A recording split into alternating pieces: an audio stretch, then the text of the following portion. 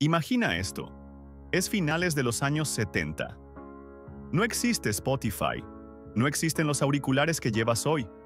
Y escuchar música significa estar atado a un tocadiscos, una radio o, con suerte, a un reproductor enorme que nadie quiere cargar. La música era algo que se compartía. Sonaba en un salón, en un coche o en una fiesta. Pero jamás, jamás te acompañaba en silencio, solo a ti, mientras caminabas por la calle. Hasta que, en 1979, Sony lanza un objeto que nadie había pedido, pero que todos estaban a punto de necesitar. El Walkman. Un reproductor pequeño, ligero, con batería, que te permitía escuchar tus cintas favoritas sin molestar a nadie. Por primera vez en la historia, la música se volvía íntima, personal, portátil. El Walkman no fue solo un invento, fue un cambio cultural, un símbolo de libertad. Millones de personas empezaron a salir a la calle con auriculares. Se podía correr, viajar, estudiar o desconectar del mundo exterior, con solo pulsar un botón. Y lo más curioso es que, en un principio, los directivos de Sony pensaban que el Walkman iba a ser un fracaso. No se venderá, decían. ¿Quién querría un reproductor que no graba nada? Pero el público pensó algo distinto. Por fin podían llevar su mundo interior donde quisieran. En pocos años, el Walkman se convirtió en un icono global. No era solo un aparato, era una actitud, era independencia, era identidad. Pero como ocurre con todos los gigantes, su reinado no duraría para siempre. Pronto llegaría una nueva ola tecnológica que pondría en peligro la música en cassette y que empezaría a escribir el principio del fin. Durante los años 80, el Walkman no solo vendió millones, se convirtió en un fenómeno cultural mundial. Era un objeto aspiracional, un símbolo generacional. En Japón, Europa y Estados Unidos apareció en anuncios, en películas, en fotos familiares y hasta en campañas de moda. El simple gesto de ponerse los auriculares naranjas ya decía algo sobre ti. Querías libertad, querías movimiento, querías tu propia banda sonora. La gente lo llevaba al instituto, al trabajo, al gimnasio, a viajes en tren y a paseos interminables por la ciudad. Por primera vez, cada persona podía decidir qué escuchar y cuándo escucharlo. Era una revolución silenciosa, pero imparable. Sin embargo, a mediados de los años 90, una sombra empezó a crecer en el horizonte. El cassette, el corazón del Walkman, empezaba a mostrar sus límites.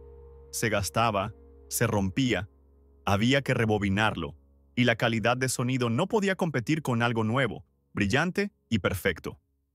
Ese algo era el CD. El disco compacto llegó con una promesa irresistible. Audio limpio, sin ruidos de fondo, sin desgaste. Las discográficas lo abrazaron rápidamente porque podían vender música con un aspecto más moderno y a un precio más alto. Y el público cayó en la trampa sin dudarlo. Sony intentó adaptarse introduciendo el Discman, una versión del Walkman pensada para leer CDs.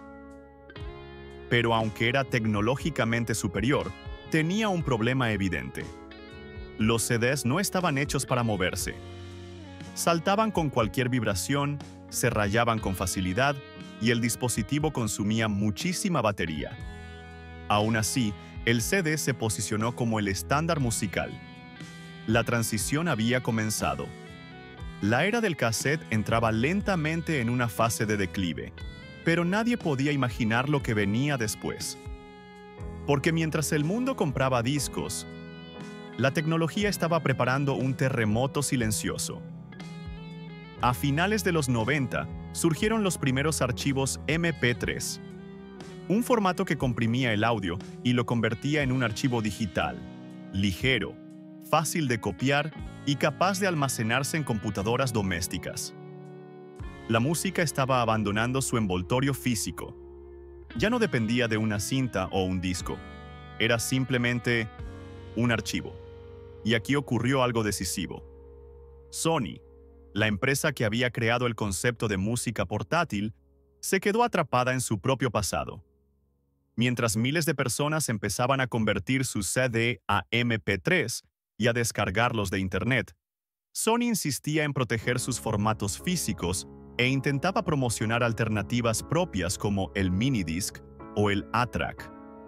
Era una batalla perdida. Al mismo tiempo, fabricantes más pequeños lanzaron reproductores MP3, dispositivos diminutos, baratos y ligeros, que permitían llevar en el bolsillo cientos de canciones sin peso y sin necesidad de rebobinar nada. El público no tardó en darse cuenta. Esto era el futuro. Y justo cuando parecía que el mercado no podía cambiar más rápido, llegó el golpe definitivo. El teléfono móvil empezó a incorporar reproductores de música, y por primera vez, un solo aparato podía hacerlo todo: llamar, enviar mensajes, conectarse a Internet y almacenar toda tu colección musical. Los adolescentes dejaron de comprar reproductores portátiles. Los adultos también.